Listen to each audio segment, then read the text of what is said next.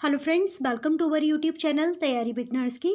इस वीडियो के माध्यम से आपको रसायन विज्ञान के बहुत ही महत्वपूर्ण प्रश्नोत्तर व्याख्या के साथ देखने को मिलेंगे। पूरा वीडियो देखिए और चैनल को सब्सक्राइब भी कर लीजिएगा।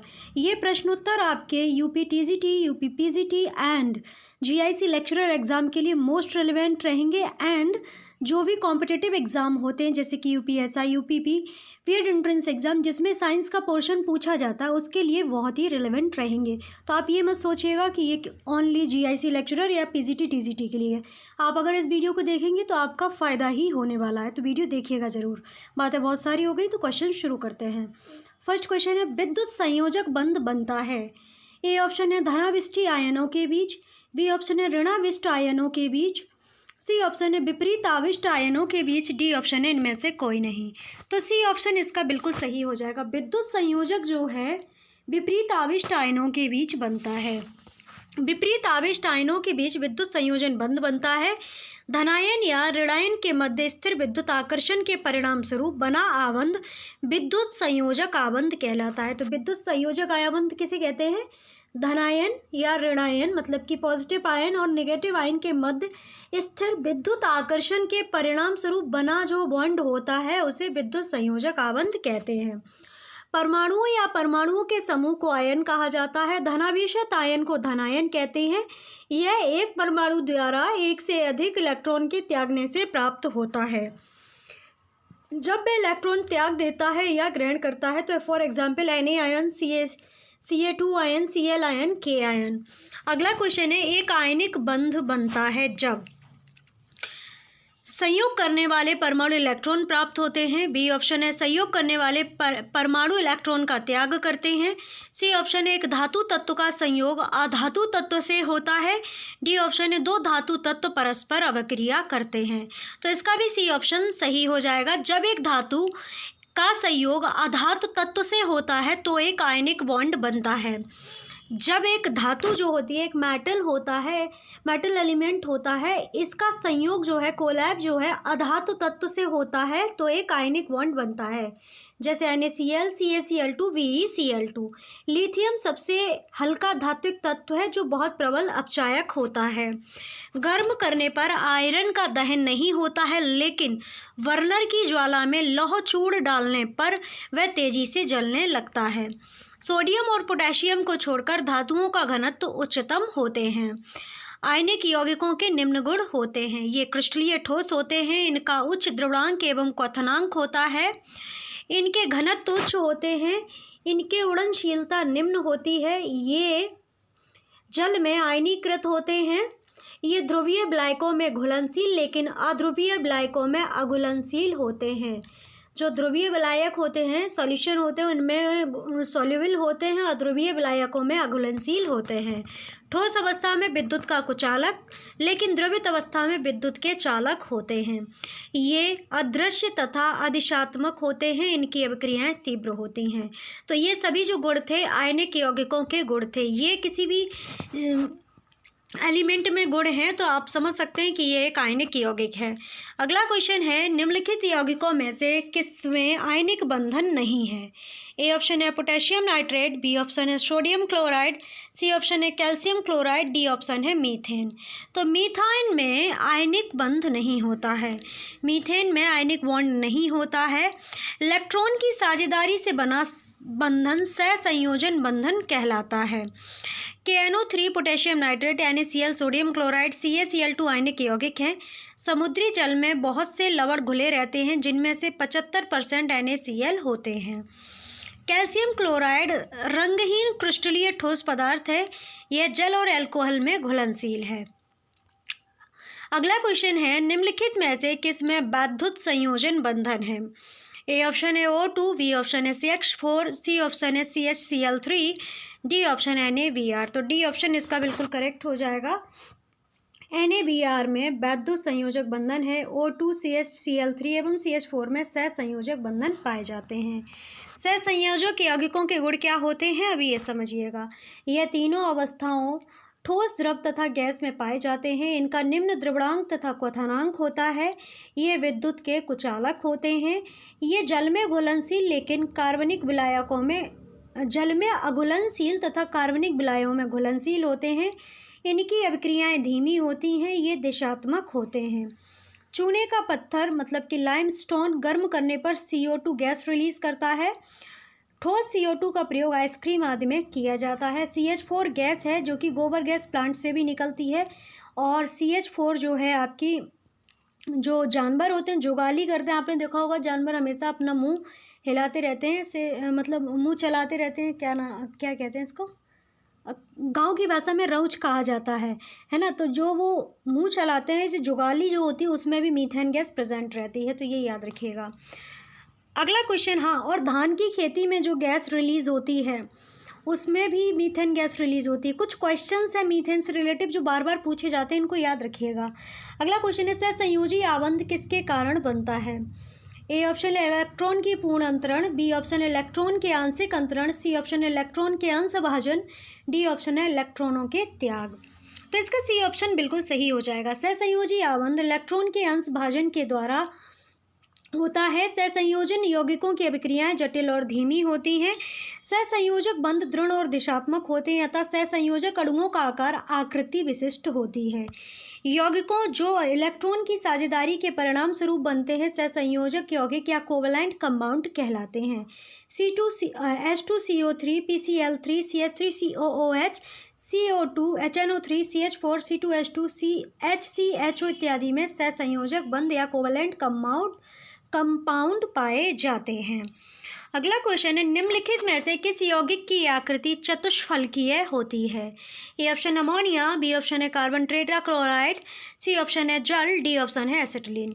तो इसका बी ऑप्शन बिल्कुल करेक्ट हो जाएगा। कार्बन टेट्राक्लोराइड की आकृति चतुष्फलकीय होती है। अमोनिया हैबर विधि से प्राप्त किया जाता है जो कि ए ऑप्शन में दिया गया है। H2O की आकृति वी शेप्ड होती है। NH3, NCl3, PX3, H3O ion की आकृति त्रिकोणीय मतलब ट्राइगोनल पिरामिडल होती है। CH4, CCl4, CH4 ion SO2 negative ion की आकृति चतुष्कोणीय होती है। अगला क्वेश्चन है, सहसंयोजक यौगिकों के द्रवणांक तथा क्वथनांक निम्न होते हैं क्योंकि? ए ऑप्शन में कहा गया है ये कम क्रियाशील होते हैं, बी ऑप्शन है जल में इनका आयनन नहीं होता है, सी ऑप्शन है ये प्रायः जल में अभिलेय होते हैं, डी ऑप्शन इनमें आंतरिक बल कमजोर होता है। तो इसका ए ऑप्शन बिल्कुल करेक्ट हो जाएगा। सहसंयोजक यौगिकों के द्रवणांक तथा क्वथनांक निम्न होते हैं क्योंकि इनके अणुओं के मध्य अंतराण्विक आकर्षण बल कमजोर होता है। सहसंयोजक यौगिक जल में अभिलेय हैं लेकिन अध्रुवीय विलायकों जैसे बेंजीन, कार्बन टेट्राक्लोराइड आदि में अभिलेय हैं। सहसंयोजी आबंध दो प्रकार का होता है, अध्रुवीय सहसंयोजी आबंध, ध्रुवीय सहसंयोजी आबंध। सहसंयोजक यौगिकों की क्रिस्टल संरचना 3 प्रकार की होती है, जिसमें प्रथम प्रकार होता है इसमें इकाई अणु होते हैं जो वंडरवॉल बंध से जुड़े रहते हैं। ये आसानी से द्रवित या वाष्पित होते हैं जैसे sulphur iodine, PCl5, phosphorus pentachloride. द्वितीय प्रकार होता है इसमें लेयर संरचना होती है जैसे कि ग्रेफाइट। तृतीय प्रकार होता है इसमें क्रिस्टल के परमाणु अन्य परमाणुओं से एकल सहसंयोजन बंध द्वारा जुड़े रहते हैं जैसे हीरा, सिलिकॉन कार्बाइड इत्यादि। अगला क्वेश्चन है, कार्बन टेट्राक्लोराइड अणु की आकृति है। ए ऑप्शन है पिरामिडीय, बी ऑप्शन है वर्गाकार समतलीय, सी ऑप्शन है चतुष्फलकीय, डी ऑप्शन है विकृत चतुष्फलकीय। तो इसका सी ऑप्शन बिल्कुल सही हो जाएगा क्योंकि अभी ऊपर एक क्वेश्चन था निम्न में से किसकी चतुष्फलकीय संरचना, तभी हमने डिस्कस कर लिया था कार्बन टेट्राक्लोराइड। कार्बन टेट्राक्लोराइड अणु की आकृति चतुष्फलकीय होती है। जल की अणु आकृति जो होती है बी शेप्ड होती है और मुड़ी हुई होती है। अमोनिया NH3 अणु आकृति त्रिकोणीय पिरामिडीय होती है। आयोडीन पेंटाक्लोराइड की अणु आकृति वर्ग पिरामिडीय होती है। अगला क्वेश्चन है, निम्नलिखित में से कौन सा एक सहसंयोजक यौगिक है? ए ऑप्शन है कैल्शियम क्लोराइड, बी ऑप्शन है मैग्नीशियम फ्लोराइड, सी ऑप्शन है सोडियम क्लोराइड, डी ऑप्शन है कार्बन टेट्राक्लोराइड। तो D option is the correct answer. CCl4 एक सहसंयोजक यौगिक है मतलब कि कोवलेंट कंपाउंड है। सोडियम क्लोराइड का अन्य नाम सॉल्ट भी होता है। जो NaCl इसमें दिया गया है, जो सोडियम क्लोराइड है मतलब कि NaCl, ये क्या है, ये सॉल्ट भी है मतलब कि नमक भी है। मैग्नीशियम हाइड्राइड जो बी ऑप्शन में दिया गया है, मैग्नीशियम हाइड्रोक्साइड का जल में निलंबन मिल्क ऑफ मैग्नीशिया कहलाता है। क्वेश्चन इंपॉर्टेंट है, मिल्क ऑफ मैग्नीशिया किसे कहते हैं? मैग्नीशियम हाइड्रोक्साइड का जल में निलंबन मिल्क ऑफ मैग्नीशिया कहलाता है। फिर कैल्शियम क्लोराइड आपका ए ऑप्शन में दिया गया है CaCl2, ये प्रकृति में प्रस्वेदी तथा आर्द्रताग्राही होता है। अगला क्वेश्चन है, हाइड्रोजन में एक इलेक्ट्रॉन लेकर हीलियम का इलेक्ट्रॉनिक विन्यास प्राप्त करने की प्रवृत्ति होती है, इस प्रवृत्ति की समानता रखता है। तो इस प्रवृत्ति की समानता कौन रखता है? क्षार धातुओं में होती है। बी ऑप्शन है अक्रिय गैसों में। सी ऑप्शन है क्षारीय मृदा धातुओं में। डी ऑप्शन है हैलोजनों में। तो इसका बी ऑप्शन बिल्कुल सही हो जाएगा। हाइड्रोजन में एक अणु इलेक्ट्रॉन एक ग्रहण कर हीलियम का इलेक्ट्रॉनिक हाइड्रोजन में एक इलेक्ट्रॉन ग्रहण कर हीलियम का इलेक्ट्रॉनिक विन्यास प्राप्त करने की प्रवृत्ति होती है। इस प्रकार यह अक्रिय गैस जैसा व्यवहार करता है। क्षार धातुएं प्रथम वर्ग के तत्व हैं जैसे Na क्षारीय मृदा। धातुएं द्वितीय वर्ग के तत्व हैं जैसे CaMg। अक्रिय गैस 18वें वर्ग का तत्व है जैसे हीलियम और Ne। हैलोजन 17वें वर्ग का तत्व है जैसे FCl-Br। यदि एक सामान्य लवण दुर्बल अम्ल तथा प्रबल क्षारक से प्राप्त किया जाता है तो यह लवण क्षारीय कहलाता है। आइसक्रीम बनाने में सामान्यतः जिलेटिन मिलाया जाता है और यह कोलॉइड को स्थायित्व देता है और यह क्रिस्टलीकरण को रोकता है। आइसक्रीम बनाने में जिलेटिन का प्रयोग किया जाता है। आइसक्रीम जमाने में कार्बन डाइऑक्साइड का प्रयोग किया जाता है कुछ मात्रा में। ठीक है। क्षारीय तथा क्षारीय मृदा धातुएं इनके क्लोराइड ऑक्साइडों या हाइड्रोक्साइडों को विद्युत अपघटन द्वारा प्राप्त किया जाता है। क्षारीय तथा क्षारीय मृदा धातुएं इनके क्लोराइडों ऑक्साइडों या हाइड्रोक्साइडों को विद्युत अपघटन द्वारा प्राप्त किया जाता है। अगला क्वेश्चन है, द्रवित सोडियम क्लोराइड विद्युत धारा का प्रवाह कर सकता है क्योंकि इसमें उपस्थित होता है। ए ऑप्शन है मुक्त इलेक्ट्रॉन, बी ऑप्शन है मुक्त आयन, बी ऑप्शन है मुक्त अणु, सी ऑप्शन है सोडियम तथा क्लोरीन के परमाणु। तो इसका बी ऑप्शन बिल्कुल सही हो जाएगा, मुक्त आयन। द्रवित सोडियम क्लोराइड विद्युत धारा का प्रवाह कर सकता है क्योंकि इसमें मुक्त आयन उपस्थित होता है। अगर फॉर्मूला बेस पर देखें तो NaCl को जब हम तोड़ेंगे तो किस तरह विभाजित होगा, ये Na आयन तथा Cl आयन। ओके, मुक्त Na आयन तथा Cl आयन के कारण ये विद्युत धारा प्रवाह करते हैं। किसी अणु का आणविक द्रव्यमान उसमें उपस्थित विभिन्न तत्वों के परमाणु द्रव्यमानों का योग होता है। इलेक्ट्रॉन को कैथोड किरणें भी कहा जाता है। वैद्युत और चुंबकीय क्षेत्रों की उपस्थिति में कैथोड किरणों का व्यवहार ऋणावेशित कणों जैसे जिन्हें इलेक्ट्रॉन कहते हैं उसके अपेक्षित व्यवहार के समान होता है। अगला क्वेश्चन है, निम्नलिखित में से कौन से धातु नाइट्रोजन से जलती हैं? तो ए ऑप्शन है सोडियम, बी ऑप्शन है कैल्शियम, सी ऑप्शन है मैग्नीशियम, डी ऑप्शन है प्लेटिनम। तो इसका सी ऑप्शन बिल्कुल सही हो जाएगा। नाइट्रोजन जो है मैग्नीशियम धातु नाइट्रोजन में जलती है। मैग्नीशियम 700 से 1500 डिग्री सेंटीग्रेड पर नाइट्रोजन गैस में जलकर मैग्नीशियम नाइट्रेट Mg3N2 का निर्माण करती है जो हरे पीले पाउडर के रंग के समान वाला होता है। सोडियम जो ए ऑप्शन में दिया गया है, अगर आपने केमिस्ट्री पढ़ा है 12th बेस पर भी या BSc में, तो आपने थोड़े बहुत एक्सपेरिमेंट्स किए होंगे कॉलेज के अंदर, तो आपने देखा होगा सोडियम को कैरोसिन ऑयल की बोतल में रखा जाता है और इसे पानी के संपर्क में नहीं लाया जाता है। अगर पानी के संपर्क में लाते हैं तो तुरंत से ये वर्ण होने लगता है। ठीक है। कैल्शियम अम्लों और जल के साथ हाइड्रोजन गैस देता है लेकिन क्षारकों के साथ नहीं देता, जो कि बी ऑप्शन में दिया गया है। कैल्शियम अम्लों और जल के साथ हाइड्रोजन गैस देता है लेकिन क्षारकों के साथ ये नहीं देता है। प्लैटिनम को एडम उत्प्रेरक भी कहते हैं। यह वायु तथा अम्लों के प्रति अक्रिय होता है और प्लैटिनम को ब्लैक गोल्ड भी कहा जाता है। ओके, येलो गोल्ड होता है यूरेनियम, ग्रीन गोल्ड होता है बैम्बू मतलब कि बांस, और प्लैटिनम जो होता है ब्लैक गोल्ड होता है और बाकी गोल्ड तो गोल्ड होता ही है। अगला क्वेश्चन है, सोडियम कार्बोनेट आमतौर पर किस नाम से जाना जाता है?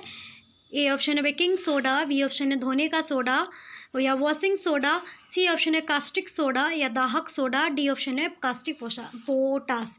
तो ये ऑप्शन तो मतलब पढ़ने की भी आवश्यकता नहीं थी, ये बहुत ही बेसिक क्वेश्चन है, बहुत ही छोटे से पढ़ाया जा रहा है। सोडियम बाइकार्बोनेट, सोडियम क्लोराइड क्या होता है? तो बाइकार्बोनेट जो होता है वो आपका होता है वॉशिंग सोडा, धोने का सोडा। सोडियम कार्बोनेट जो है आपका धोने का सोडा के नाम से जाना जाता है। इसका सूत्र Na2CO3 10H2O होता है।